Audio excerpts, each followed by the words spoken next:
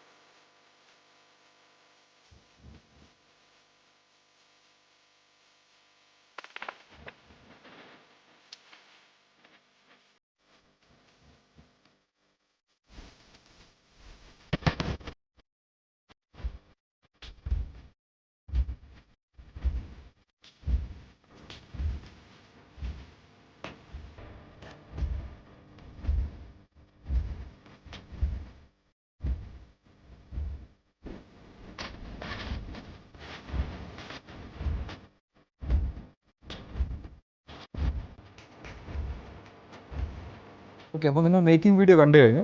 ഇനി ഇതിൻ്റെ മെഷർമെൻ്റ് എന്ന് പറയുന്നത് ഇതൊരു 10 mm ഗ്ലാസ് ആണ്. ഏകദേശം 4 അടി നീളവും 2 അടി പൊക്കവും. ഇതിൻ്റെ ഉൾവശം എന്ന് പറയുന്നത് ഏകദേശം 1.25 അടിയാണ് ഇതിൻ്റെ ഉൾവശം എന്ന് പറയുന്നത്.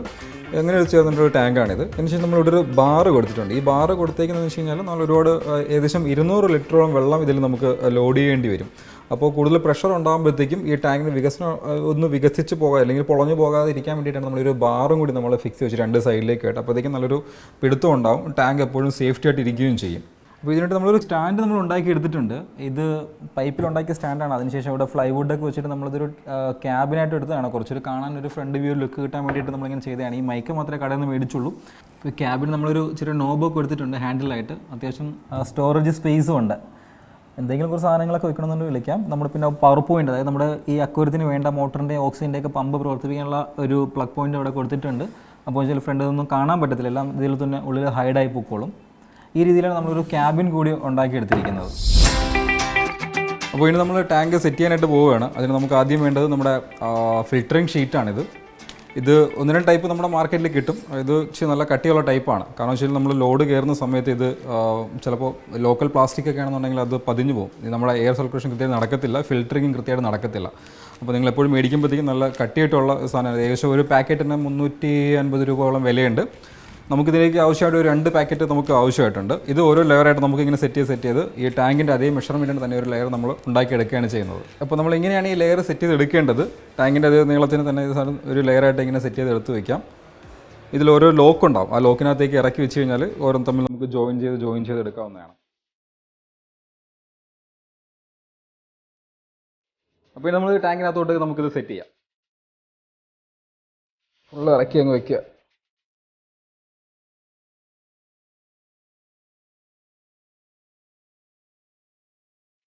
ഓക്കെ, ഇനി ഒരു മോട്ടറുണ്ട്. ഈ മോട്ടർ വഴിയാണ് നമുക്ക് ഇതിൻ്റെ ഒരു റീസൈക്ലിംഗ് നടക്കുന്നത്. ഈ മോട്ടർ സെറ്റ് ചെയ്യാം.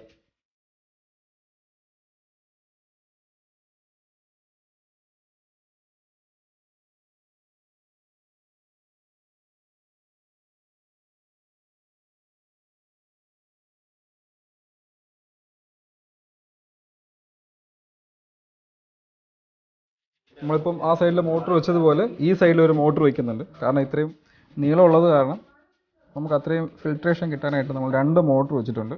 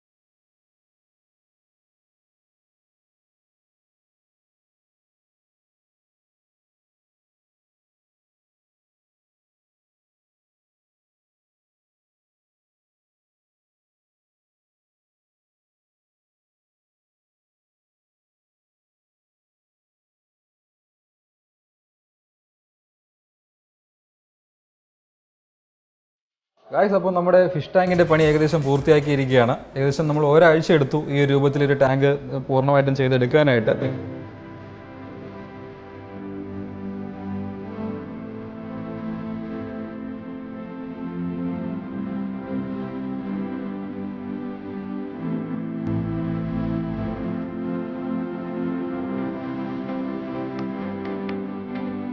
ഇപ്പോൾ നമ്മൾ ഇട്ടേക്കുന്നതെല്ലാം ഈ ഒരു ആഫ്രിക്കൻ ചിച്ചിൽസിൻ്റെ ബ്രീഡാണ്. ഇത് നോർമൽ ഓസ്കാർ ഉണ്ട്, പിന്നെ സീബ്ര ചിച്ചിലുണ്ട്, ടെക്സസ് ഉണ്ട്, സെവറോ ഉണ്ട്.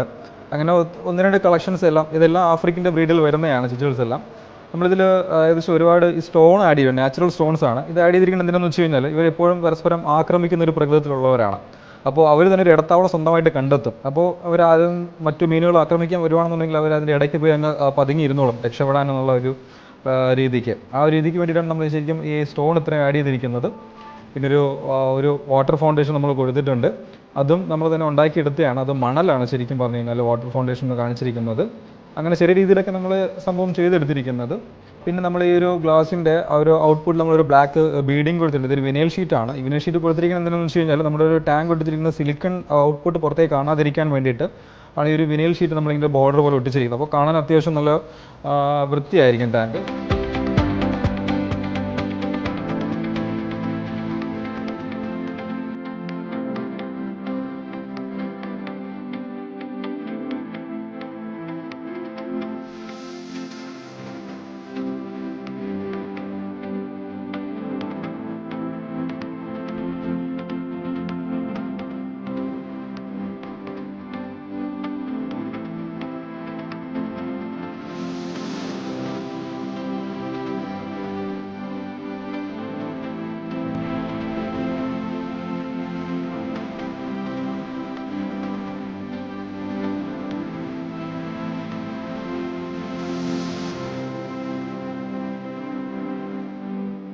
അപ്പം ഇത്രയൊക്കെയുള്ളൊരു ടാങ്ക് ഉണ്ടാക്കുന്ന രീതിയും മറ്റു കാര്യങ്ങളൊക്കെ.